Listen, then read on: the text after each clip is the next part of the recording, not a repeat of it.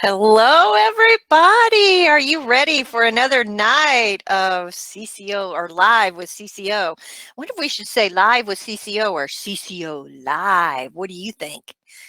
I like live with CCO. I think we should just read the slide. That's what I do. It's when Live I with, well, of course. so Boyd That's here behind the scenes while we wait for Lorene to come in here, showing our faces. We got Alicia with us. Hello, Alicia. Our second webinar of the day. Yeah, man. Let's check in with everybody. If Trooper. you tell us where you're calling in from here today. Where are you listening to us from? And Alicia's in Texas, I think still. I'm in Flint, Michigan, where it's nice and warm for a change. Not like Alicia's warm, but still. No. Although I went out to look at the chickens this afternoon and I walked Chicken. out barefoot and it was a little bit cold out there. So. Nice. So why don't we tell people why they should be here tonight? What are we going to cover, do you think? Well, this is a time for you to ask us questions and us to, kind of off the cuff talk about things. But one of the things that I knew, been seeing a lot of questions about was credentials and the value of credentials. So that is absolutely something that I thought we'd start talking about. There is a lot of organizations that you can get credentials from. So we can highlight those. I'd be interested in knowing what credentials you guys have, as well as what credentials you think you would like to have. Well, there's pros and cons to sticking with one credentialing organization or getting credentials for multiple organizations. I was just talking to our Skylar after the lecture that we did. And I did this afternoon for our auditing course that talked about CDI work. And I asked him, hey, what do you think out there is the best place to get a CDI credential? And he had 3 that he told me about. And so again, that's great to know. And then he told me what he thought of each one. And that's where that networking comes to play, asking different people that have the credential or know people that have the credential. If you're not really savvy about it, it's something you're just starting to do your research on, where do you want to get your credential at? Same thing with a credential like compliance. Several places that you can get a compliance credential or practice management credential. Same thing with billing. Now your 2, the main most well-known credentialing organizations for coding is going to be AHIMA and the AAPC, but there are some others out there, like AMBA has a credential now for coding, not just billing. They're really well known for their billing credential. And then also Q Pro, which we talked about last week. We told you a little bit about Q Pro and showed you some of the credentials that they're getting ready to offer, which is kind of exciting. So what are people saying? Let me look here real quick and see. I see Wendy and Sophia and somebody that I think's CT Pierre, maybe is what it says. Let me move this over so I can see. Yep, we've got Ohio checking Okay. in. We've got California. We've got Laredo, Texas. That's not too Woohoo! far, isn't it? Laredo. Well, Laredo's a Pittsburgh, little farther Ohio. away. Perrysburg, sorry, Ohio. Waco, Texas. Yeah, got some Texas people today. Waco. I just talked to Dr. Hart's nurse out of Waco today. I don't know if you know Dr. Hart. So if you do, put in there in the chat and tell me if you know who Dr. Hart. No, it's not Dr. Hart. It's Dr. Hand. Whew, that's different. I knew it was a body part. Whitney's Okay. with us. Miss Whitney Holt. This is her second webinar I know of the day. Great questions this afternoon. I guess it was earlier, Yeah. Whitney, there. And let's see, Sophia says she's planning on taking the COC, excellent credential. And Pierre 15 is let's see, I have the CPC. I'm aiming for the COC, the CIC, the CCS, and the CRC. Excellent. That's fabulous. Give us an abbreviated one paragraph on the COC. It is a outpatient facility credential. So that kind of sounds odd maybe, because for the most part we have inpatient credential and we have outpatient credential. If you compare the AAPCs, then you'd have like the CIC is inpatient, the CCS with a HEMA is inpatient, outpatient would be the CPC, you know, but with the COC, then your facility outpatient work. In other words, you're working in facility, but you'll be using CPT codes instead of PCS codes. Like when they go in and have colonoscopies, if it's procedures that can be done in the facility, but you're not an inpatient, and you will not be. Think of like same day surgery type things might be. Ambulatory surgery would be a good place to think about that. Listening to your presentation earlier today on auditing, I find myself kind of attracted to that. I know it would be a long process to get to become an auditor, and I'd probably at near 50 years old, a little bit past 50, you know, be an auditor probably in my 70s, yeah, or something like that. But it wouldn't take you that. You vicariously through us have a lot of knowledge you don't even realize you have, right, Boyd? Because you have to listen to us. So if the zombie eclipse ever happened, I'd have a second job probably, yeah. I would. It's really a great area to get into. The auditing course that we're offering, we're doing all new lectures because we switched over the curriculum, and you know, it's intense, a lot of information, but wow, really fabulous stuff. And I'm enjoying doing those lectures. Today we talked about CDC. Tomorrow got 2 lectures going. I think, are we doing both of them live tomorrow, Boyd? In the afternoon, no, the evening? just one. There's just one tomorrow. Yeah. Okay. So I was working on the slide deck for the one that I'm going to do in the afternoon and getting it, you know, it's in there. Just got to tweak it and make it a little pretty for me, how I want to look at it. And it was, let's see, we did medical record already. We did CDI. This is one of the ones that I looked at today was the E&M.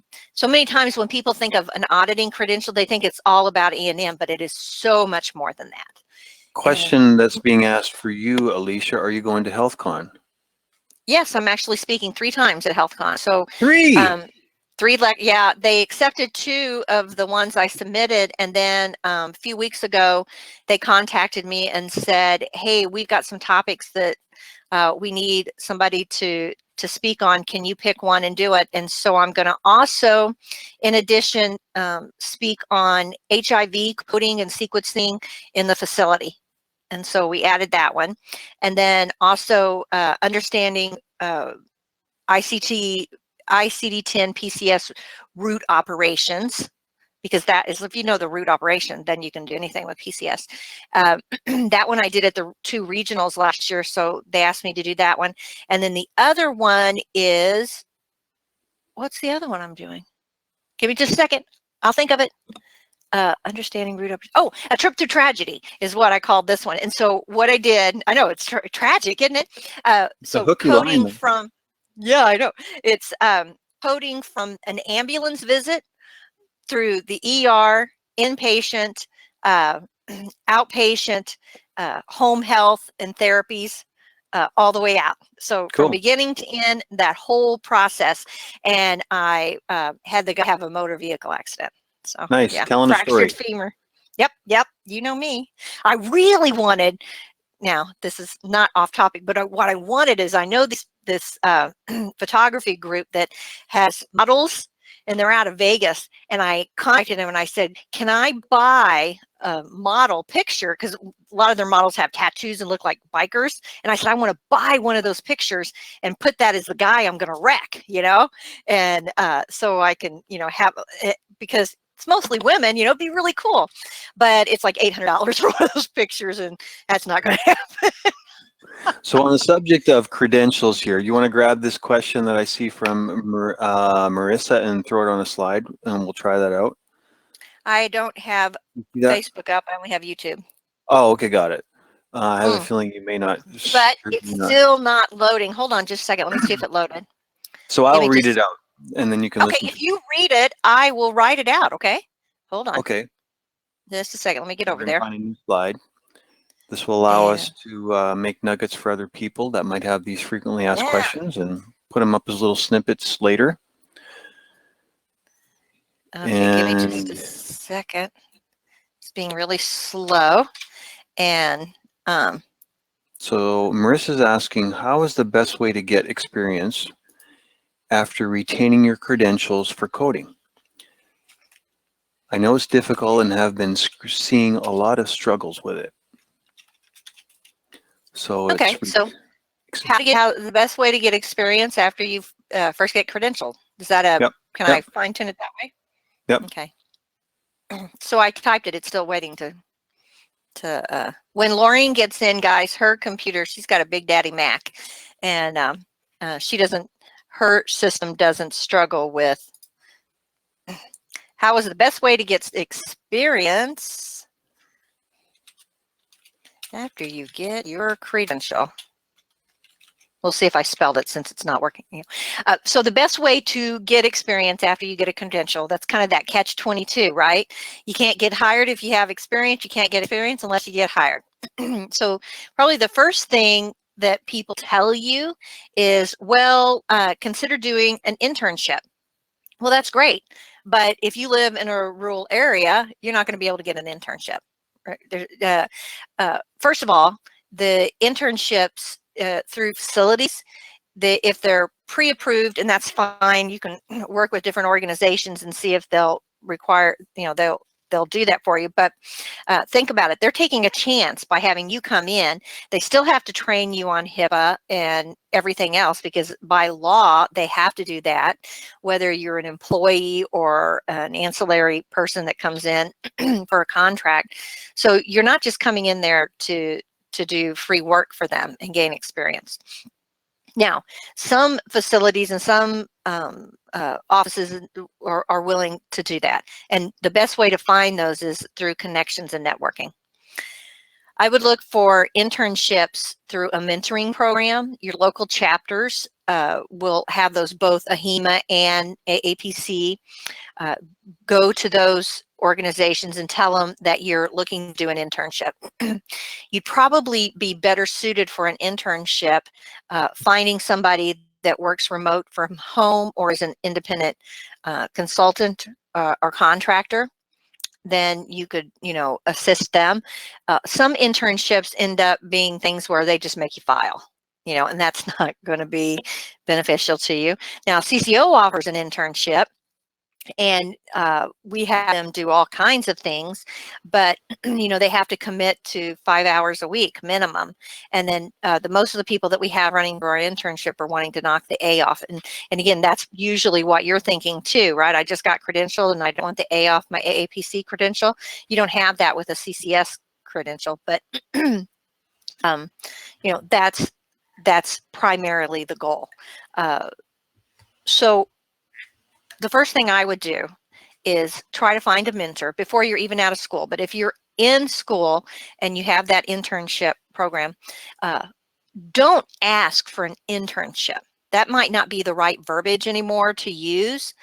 Tell the people at the chapter or whoever you're networking with is, I want to seek an opportunity to flex my coding muscles and try something new.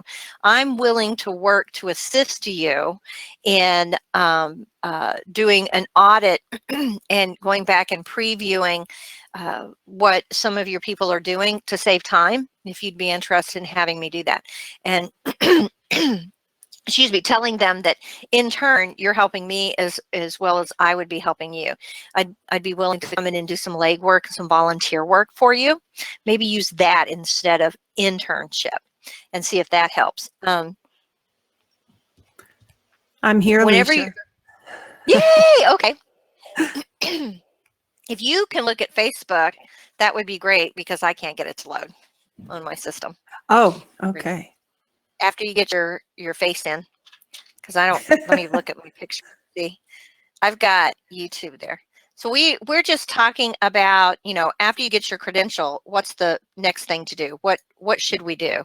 How to get into an internship, or how, it's that catch-22. You can't get a job until you have experience, and you can't have experience until you get a job. I would say, though, that there are some types of coding that you can go into as a brand new coder, and that would be risk adjustment. They hire new coders frequently, and that's because it's only one code set. And since it's one code set, the accuracy rate for a risk adjustment coder is very high. It's like 98, 99%. But even if you don't make the cut, they're willing to train you and take a chance on you. And so you may only work 3 months, but that's 3 months you didn't have experience, and I'd jump at it. So start looking, instead of internships, look at things like risk adjustment. And that's the key word you need to look in on things like LinkedIn and jobs. Don't type in HCC, because that's not what the career or type of coding is called. It's called risk adjustment. So, I just was giving that advice out to a new person. To my advice in the old days used to be get your CPC first, then risk adjustment. But then I've kind of flip-flopped it and said, now start with risk adjustment, so you learn the one code set, ICD, really well, and then you can get a job in that right away while you're learning the CPC part of the course, or the physician-based coding part, and learning your CPT code set and your HCPCS, and then take that exam. Now you've got more of your bases covered, and you also have that experience on your resume from the risk adjustment job to be able to do whatever your choice might be. Right. And we've had a few people that come through CCO and did that, because when 5 years ago, the advice you gave somebody was completely different as to what we tell them now. Because 5 years ago, you couldn't get a job as a new coder remote. They just weren't there. It's not the jobs weren't there. They just would not give you a job remote. It was new still, and they're taking chance on people, the whole working remote process. But now, probably 80% of the jobs out there, maybe 75, they're all remote anyway now. And they've got all the bugs worked out. So risk adjustment works perfectly for remote. Now, I didn't used to say, I said, go get your CPC or the CCS, then go into risk adjustment, and then pick up the risk adjustment credential. But now the risk adjustment credential has been out long enough that it carries weight. And eventually, probably pretty soon, the tide's going to turn. And like what Laureen said, you go get that risk adjustment credential, they'll hire you because you have it, not because you're a coder. That credential is what they want, because they know you've already been trained in that. They see the experience that comes with just having that education.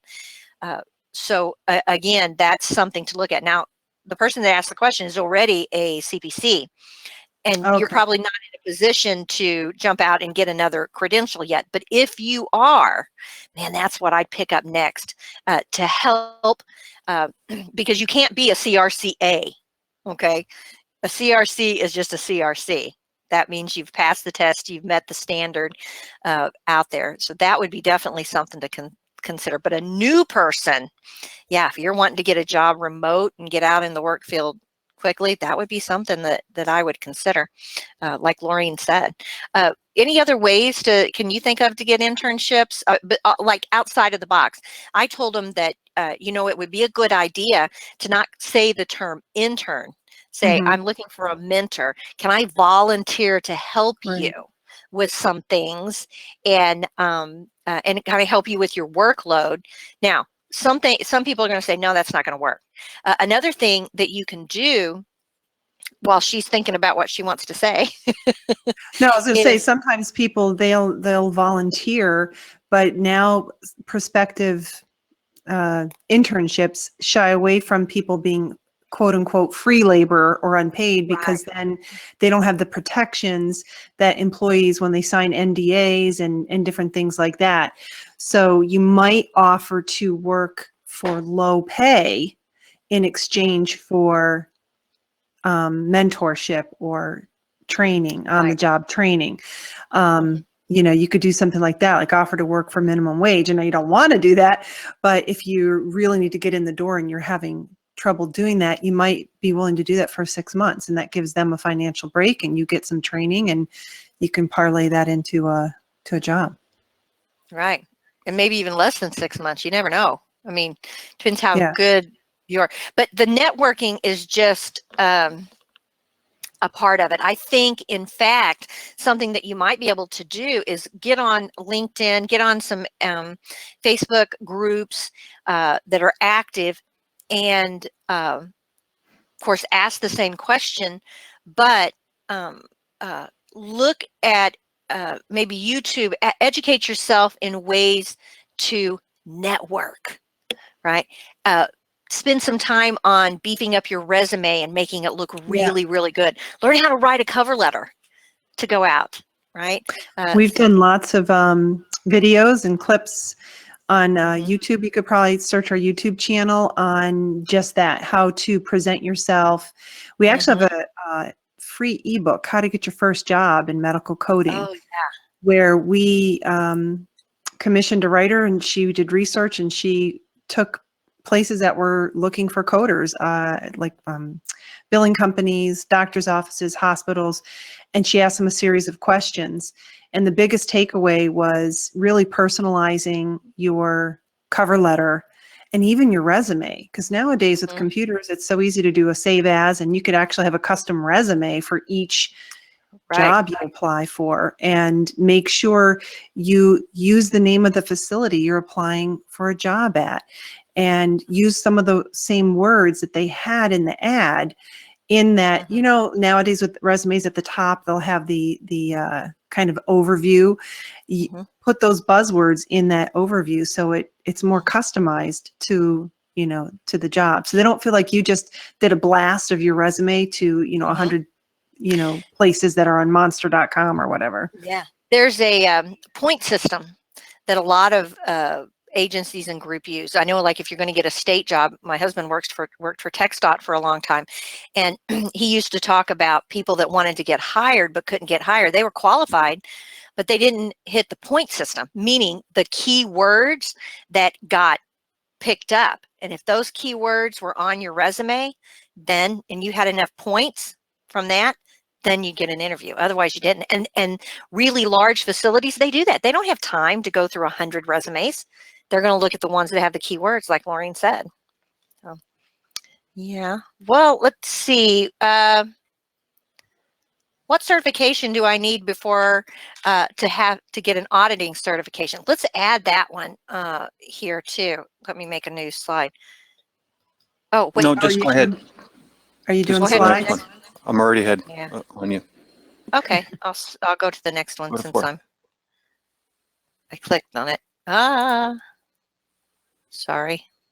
You see my computer, if you guys don't know, I have slow internet out here. So is Boyd feeding us the questions from the two chats? He's trying to help, yeah, because I couldn't get Facebook to come up, so.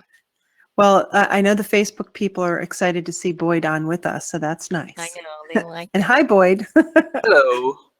I came running in from one of those, I don't know, those dinners that they pay for, and you got to listen to an hour lecture about, you know, retirement and blah, blah, blah. I'm getting at that age, guys. I got to think about retirement. The real question is, did you get the free hotel or the vacation that comes with it? No, just a dinner. But we're going to talk again, so maybe we'll get that. But so I said, I'm coming in hot. I had to run into the house, go right into the office. The kids are like, but wait, can I have dessert? I'm like, talk to your father. You guys all know what that's like, right? I know I do. Okay, this was a question that I was seeing out of the corner of my eye, and Boyd grabbed it. What certification do I need before to get an auditing certification? I can tell you this. Well, I mentioned a little bit earlier, people think that an auditing credential is all about E&M, and it is not. An auditing credential talks about CDI work. It talks about compliance. It talks about the medical record itself and understanding that.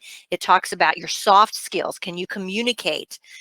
You will not make a good auditor if you cannot communicate to people with different personalities.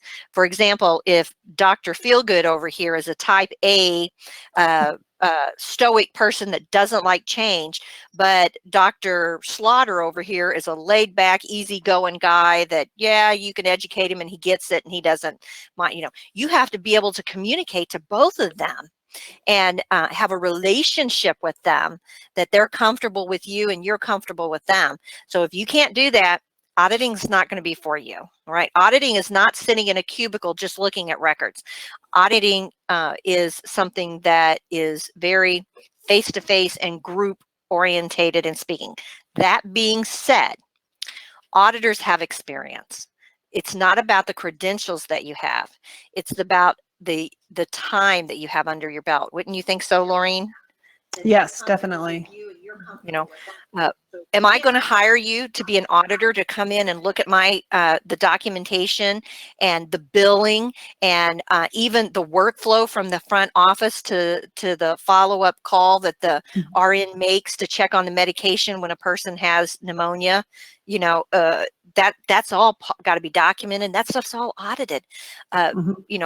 Am I going to have you do that if you have 5 credentials, but you've been only doing this for 3 years? I'm not going to hire you. It's kind of like doing your credit score. They're going to look at a whole bunch of different points to see what your overall value, and some of them actually use a homemade scale that way. They'll give you so many points for experience, so many points for certain credentials. So the more you have on your resume to make you be a well-rounded prospective employee is what's going to help you. So don't just think you need the one thing, the credential. That is powerful, but multiple credentials make that even better and make you more attractive, even if they don't know what the credentials are. Sometimes right. we have to educate the prospective employers that we're going to. Someone was just asking me the other day, why do people get certified if technically you don't have to? Like to be a doctor, you have to be licensed. But so far, there's only one state, unless there's been one that I missed, but Hawaii is the only state where you have to be certified in order to do medical coding. Every other state, it's not a requirement. But my answer to the person was because most employers want it. And it's just an easy way to sift and sort all the resumes coming in, because if you put a one ad out, you might get 100 people applying. Well, how do you kind of get rid of and get to like the top 10? Well, you're going to look at, are they certified or not? So that might get you into the first pass of being considered, but then they're going to look at other things. What kind of background do you have? Even if it wasn't medical coding, does it relate? Did you deal with things? So that's why you want to use adjectives in your resume that equate to what you do in medical coding. You were very organized. You had to, do certain projects that were similar sounding. So you want to use those action verbs in your resume. And I think she gave a great example, and I thought of an example that someone told me one time, and they said, when you go to a diner and you see the person that's cooking behind the counter, who do you want to order your biscuits and gravies from? A little old lady that has an apron on and gray hair that looks like your grandma, or a big old biker? Who do you think's going to make, you know what I mean? Or a skinny kid that looks like he's fresh out of high school? Who do you want making your breakfast? You're like, I want the one that looks like my grandma. And it's not just about appearance, but that connotates to experience. Now, let me reiterate that this doesn't mean you don't get the credential. Okay, go ahead and pick up the auditing credential, because the longer you have the credential, the better it looks on your resume. Are you going to be getting a job as a brand new auditor, or without having a lot of experience in the medical field, or as an auditor? No, you probably won't. But if you get that credential tomorrow, and then 2 years from now, you've been working, and that gives you that means that it encompasses it, that now you've been working 5 years in the industry. Okay, that auditing credential carries weight. So don't not get the credential. Just know we're We just don't want you investing your money and spending all this money thinking, hey, I'm going to sit for the auditing credential and I'm going to get a job and I'm going to make more money because that's what that graph said. Auditors make more money. No, the reality is an auditing credential is fabulous, but it's really hard to get a job as an auditor. Now, what this will benefit you though, let's say you're working in an office already and it's a pretty small practice. They need a CDI or a compliance officer. Now they may not be able to pay somebody that has those credentials yet, but you let that know in the office and say, you know what, auditing is my long-term career goal. In fact, I'm going to sit for the auditing credential. I'd really like the opportunity to be in charge of the compliance in the office. Can I be the one that is in charge of the compliance folder? Because you have to wear many hats, and they say, yeah, if you're eager to do that, you're not going to get paid more. I don't mind. Right. I really want that experience. Okay. Well, then you get to tack that on to the, you get that auditing credential. So what credential to get first? Just a basic credential. You're not going to be able to start with an auditing credential. That would not be a good, wise thing to do. Unless you were an RN. I was reading Gina's comment in Facebook saying she's worked for 28 years without certification and has lost so much money in potential jobs. And they've, I think, underpaid me due to no certification, even though I had experience. So that really is the driving thing. And now there's so many choices for what credential to get. It's not just like, one organization versus the other. Just in AAPC alone, there's many. QPro has a ton. AHEMA has a ton. So it is, I know, overwhelming for people brand new into the industry. Where do I start? But I think that's where you come to people like us and we help you. Yeah. Going for risk adjustment first is right now with what is popular, where there's needs, is a really good start. And what's great about that, it's economical. You only have to start with one coding manual. And they're like $100 a piece, guys. So so 300, you're paying 100. But that might not be your love, when you get out and you're like, okay, I really Alicia and I've always joked, I like CPT coding and she really liked the diagnostic coding. So, I actually like ICD-10 though. Now that we've switched over from 9 to 10, it's much more logical to me. I like how it goes, but I don't do just when I was starting to really embrace CPT and think, okay, it's, I don't mind it and everything. It's not my favorite, but it's okay. Then they came out with ICD-10 PCS, which is just blows CPT out of the water. And it's like, we're in love with that now. But anyway, this is a really good question. What's the best way to get the CMPA, which is the auditing credential? And to take a course and take the test. Honestly, the test isn't that hard. I don't want to say that. That's not the right thing to say. I said that wrong. The test is hard. It's just, if you take a course, it's not any harder than any other credential that you study. You don't need as much preparation, I think, is what you're trying to say, compared to, say, the CPC where you need all 3 coding manuals. Yeah, exactly. Why does the answer say CC? That's the person's name that authored the question. I thought someone was having typing typos. Okay, I'm going to move to the next slide now. It says, any advice for a 48-year-old retraining in medical coding? Oh, yeah, I can give you lots of advice. Do you want me to start or you want Laureen to start? Because I'm sure she's, okay. No, go ahead. First of all, I'm your backup. If you're 48, you're excellent, because the whole thing about a career in coding is if you can sit upright in a chair and you can see and read and type, you can be a coder, right? So it doesn't matter how old you are. People that are coders don't retire. I know some really, what's the right word? The politically correct word to say elderly or old people. Mature coders. Whatever it is, it sounds like it belongs on a T-shirt wherever you're going right now. Yeah, because I'm not saying it right. Again, you can even be a coder that travels full time in an RV. If you can have internet and you work remote.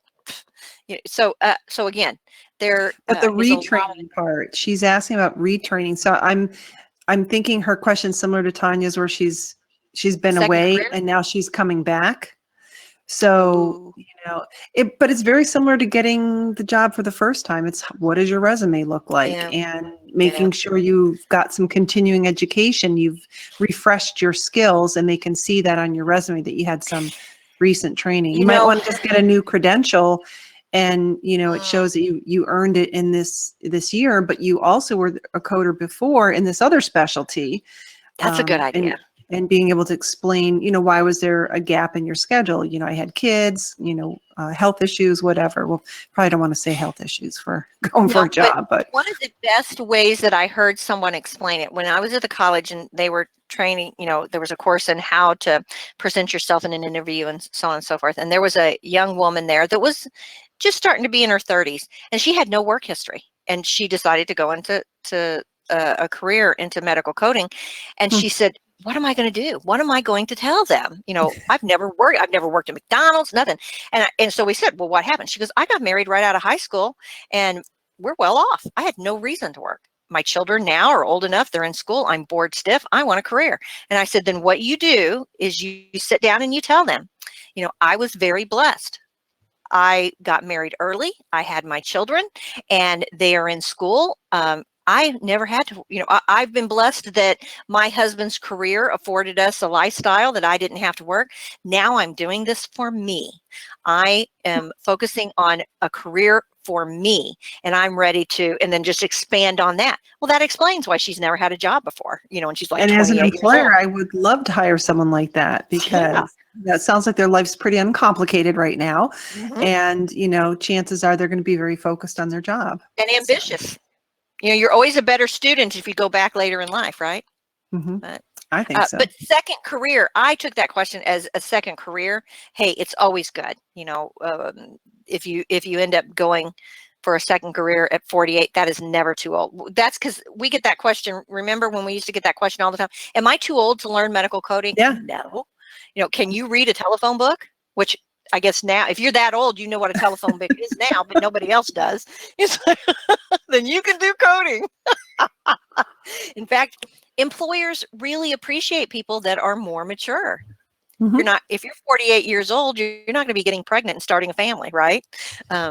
Your life is established. About the remote positions, especially in risk adjustment, is they don't see you, so they don't know how old you are, or It's a number. Yep. I agree. So have a young voice. No.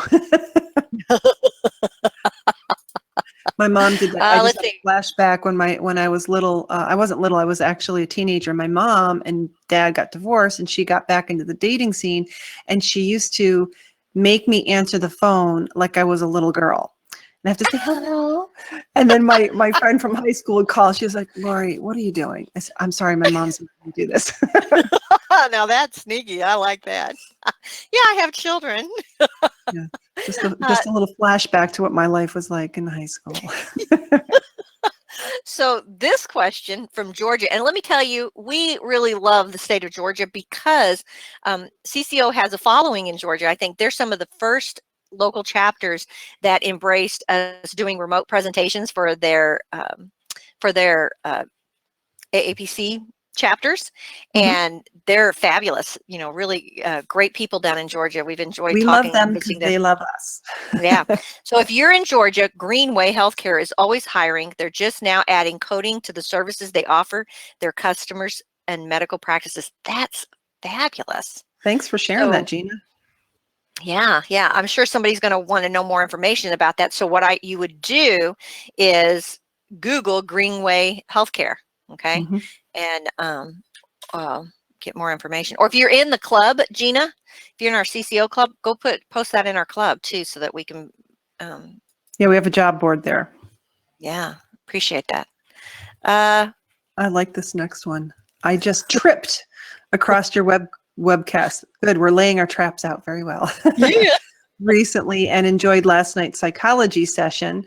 Very informative. Was that you, Alicia? Yeah. So you did a lecture in psychology. You weren't actually doing a psych session. It was part of the auditing course that we're doing. Do you ever offer CEUs for any of these webcasts? Yes, through our clubs. We want you to join the club. Go to CCO US Club, and you can learn all about it. We actually, let me pull, oh, am I showing my screen or are we showing Alicia's screen? No, it's my screen. Do you want to Okay. switch? Because I don't mind to switch. That's, Go for it. Okay. Boy, it is. Do you, wait, first of all, do you have the, oh, you probably don't have the slide deck up, but that's okay. I do. See in the right screen. Okay. Yep. We see it now. While she's pulling that up, let me tell you about what we did last night. We have every week we do either a student webinar, a club webinar, or a case study webinar. And we had been asked to do a lecture for a chapter in Ohio, and it's Minton, Ohio, if I remember right. And they had said, yeah, they looked at the topics that we have already pre-generated, you know, that you could pick from. And they said, hey, could you do something on behavioral health? And I just happened to have recently met a SME on behavioral health. I said, yeah, we can do that. So what's a SME? A subject matter expert. And so what we did was last night, I had set up the presentation for, I ended up calling it, let's see, Behavioral Health Coding 101. So just kind of fleshed out, because this Shmi told me that the number one thing about getting a credential in behavioral health and stuff like that, she said the credential that she picked up from the AAPC, she goes, I mean, it was fine, but the test itself was not about anything that she does in behavioral health. And she is way up there in behavioral health. They're opening a behavioral health hospital. And so she said, we need coders who have practical, can do practical application. It's very wide. So that's what we did. And that's what you saw last night. So we are going to have a behavioral health course coming out soon. We're going to work on it. Very good. Very good. So this is our page for the CCO.US/club for you to sign up or to learn about it. We are going to be increasing our rates this Friday. So if you want to get in at the absolute lowest, because once you're in, that rate is locked in for you as long as you don't let your membership lapse. So, you know, check this out. There was something else I was going to say about it when we were just talking about CEUs. Oh, CEUs, yes. So part of the club, the whole reason we started the club way back in the day was to offer replays of our webinars that we would do with transcripts and the handouts and all the good stuff. And then I think it was almost like 9 months, maybe a year before we even started getting them approved for CEUs. So now in the club, we do have certain select events that we've done approved for CEUs, and we're dealing with multiple organizations, not just the AAPC. We're dealing with QPro. Now, AHIMA, we don't get pre-approved, but we have found that you can take that certificate whenever you watch one of our recordings, there's a little CEU quiz at the end. And then if you pass it, there you go, good. If you pass it, you get the certificate right away. That those have, many of our members have been successful at getting those approved on their own. There's a different process, but it's just way too cost prohibitive to try and get everything pre-approved with every single organization. And we're trying to do larger chunks. Yes. You know, so. No one CEU, you're going to get 5 or 10 Right. CEUs at a time. So if you want behavioral health and you want 5 CEUs in behavioral health, then, you know, you'd be able to do that with us. Mm-hmm. Yep. All right, let me go back to the slide here. So if you catch us live on Facebook and YouTube, there's going to be no CEUs attached to it. But if you're in the club, the content that we're recording here, I would say 80% of it eventually is going to get approved for CEUs, and you'll find it in the club with a little quiz at the end. There is a question that I see. I don't see another one on there that Boyd did, but this one says, any tips on learning to study medical terminology? Do I need a certain terminology to get into a course for the CRC or the CPC? We can help you there because we have a course. Yeah, but you don't have to. Everything's kind of optional. You know, you do need to know medical terminology in order to be a coder. You need it in order to take the exam quickly and efficiently. because it's a timed exam. You need to know it to be good at your job. So it's definitely worth taking a course. Now, if you got out a medical terminology book and self-taught yourself, and that was enough for you to take a coding course, and that's fine. You got the knowledge. You don't have to have a certificate unless you are trying to get a degree. There are like Drexel University. I was involved in that program when it first started. Now they have an associate's. And part of that is taking medical terminology. So it depends. If you're just self-studying, like how I taught myself, how Alicia taught herself, you just, take the courses that you need and you take the certification exam and you go apply for the job. So right now, there's not like any requirement that you get your training through a college or anything like that. AHIMA does have that for some of their like RHIA, their registered health degree. Yeah, information. So you can only get those courses through an approved school through AHIMA.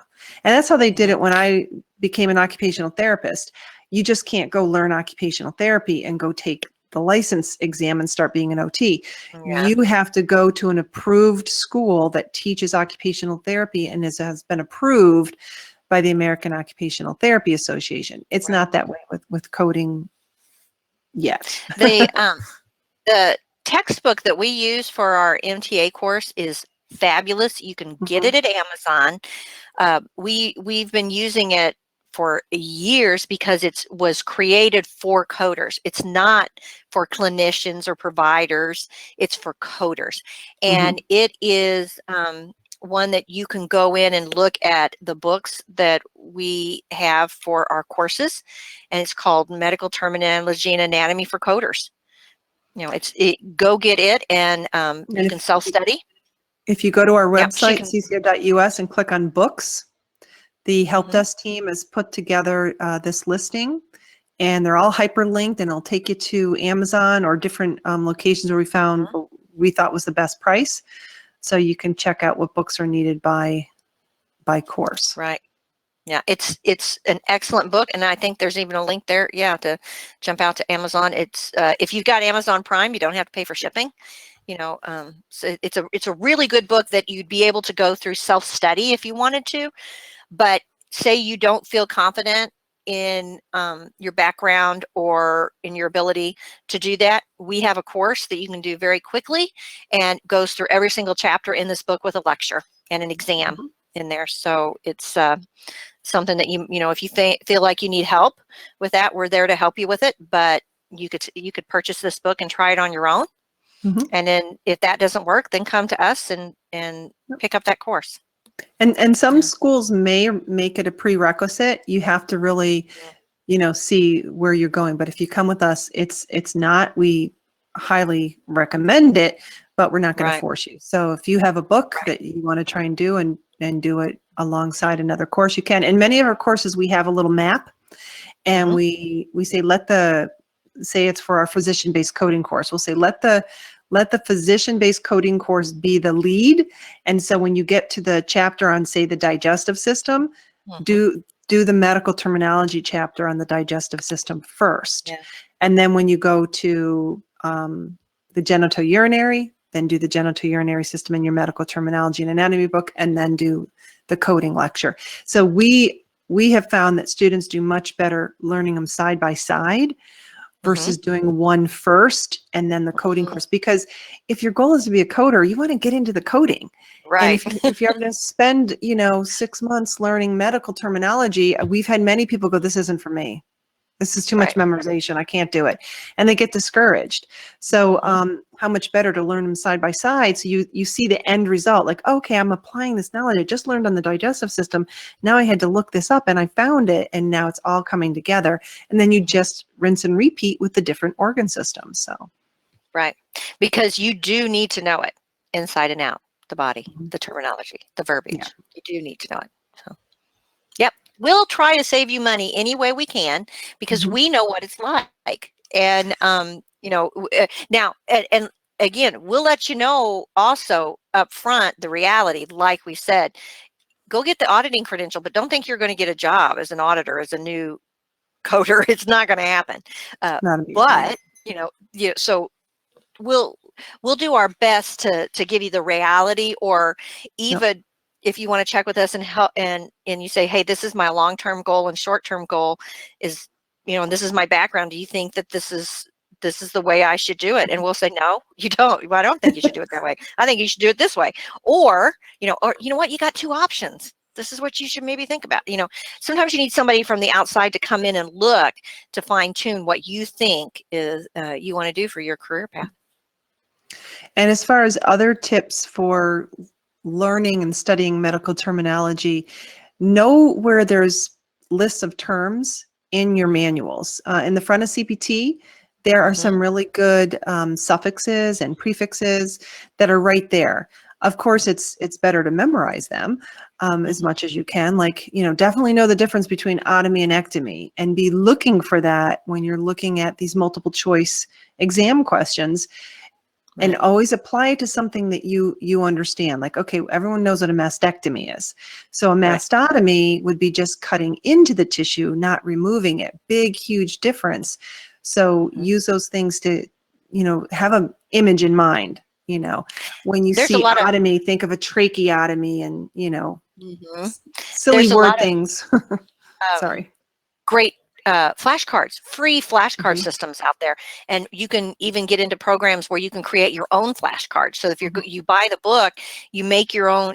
These are the words that you're struggling with. Make flashcards and do them online as a little game for yourself. So there's lots of little definitely things. Learn the word parts that will multiply your.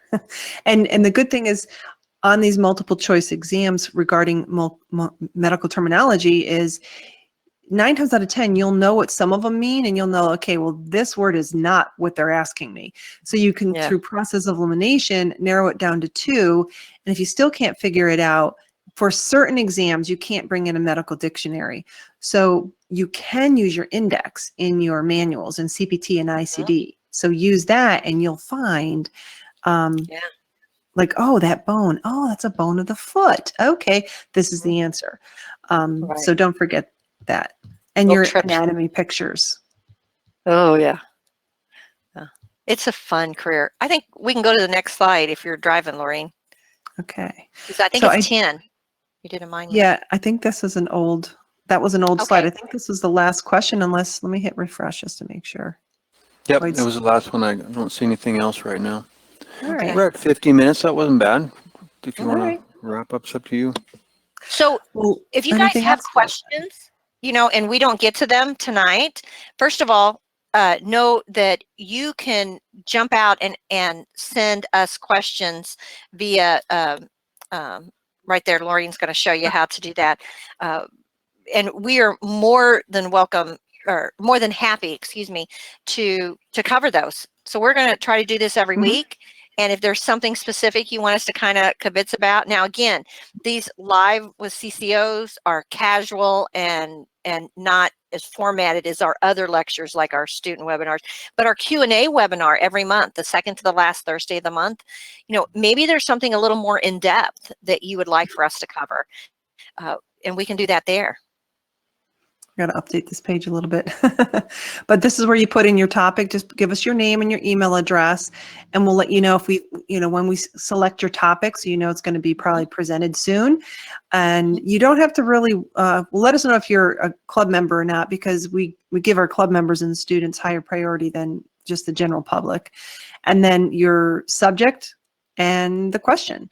So the subject is just giving us an idea. Okay, this is a E&M question, or medical decision making, or cardiology, or whatever. And then here, get into as much detail as you want. And that's what we use to start our answer sheets. We start the the research. And as far as the venue, you can let us know if you want us to present that in our monthly public Q&A webinar that we do, or if you're a student or club member and you want it in one of those venues. And if you don't know, just leave it blank. There's the unsure too, that, hey, I'm not sure, but Now, another thing that you could do, let's say you're interested in a credential and you're really not sure what credential to get. Feel free to send a note into the help desk at cco.us, and that will get filtered through to the person that can help you answer that question. We also have a lot of really great FAQs. Can you show them the FAQs, Laureen? Because, sure. Wow, we've got really good ones. So you can get it by clicking on Help Desk in the green menu, or on the left-hand side, there's this little tab that says Help Desk. It'll take you to this page, and it'll let you know if we're going to be having any holiday hours or whatever. But down here, option 1, search the FAQs for instant answers. We are always updating this every day. So go ahead and type in what you want to know. Like, I don't want to type in put in the CRC or books. Okay.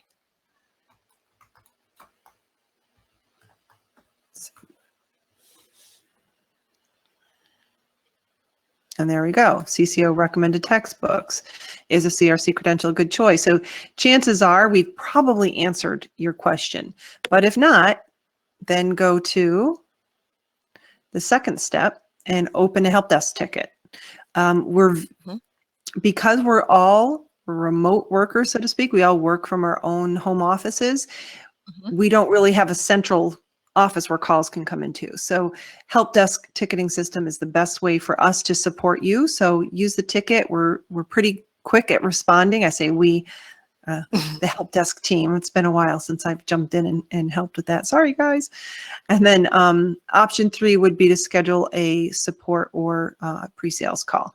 So obviously you're going to get the quickest response by opening up a help desk ticket. Yeah. And when you do a call, we open up a ticket for the call. So a ticket's going to be opened either way. You can always request a call back, but and then we have a phone number that you can call directly, and that's for you're trying to decide which course to purchase, kind of thing. We kind of give priority to that for helping you get those decisions made. Yep. So it's a lot of fun. We love talking to you guys, and we love your feedback, and we need to know what you're interested in. That's why we know behavioral health is so important right now, that there's a big demand for that, and CDI as well. So those are we peg what to provide for you guys next by the feedback that you give us, and then we've gotten pretty good at doing these, fine-tuning these, and we got to find a curriculum and subject matter experts, and wow, we got a good network. It's a lot of fun. And we got a great team behind the scenes. You get to see one of them tonight, Boyd. Thank you. Yep, you don't get once a month. You definitely get to see Boyd on the Q&A. But yeah, my son was just calling me from on Facebook Messenger because he doesn't have a phone, but he has my old phone. And he's just in the other room, right? 6 times, and I just had to decline. So I'm gonna try to see what's going on with him. I don't know if my wife's awake. Well, you guys, it was great talking to you tonight, and see you next week, right? Next Wednesday. Okay. Same time, same place. All right. Good night, everyone. Thanks, Boyd. Thanks, Alicia.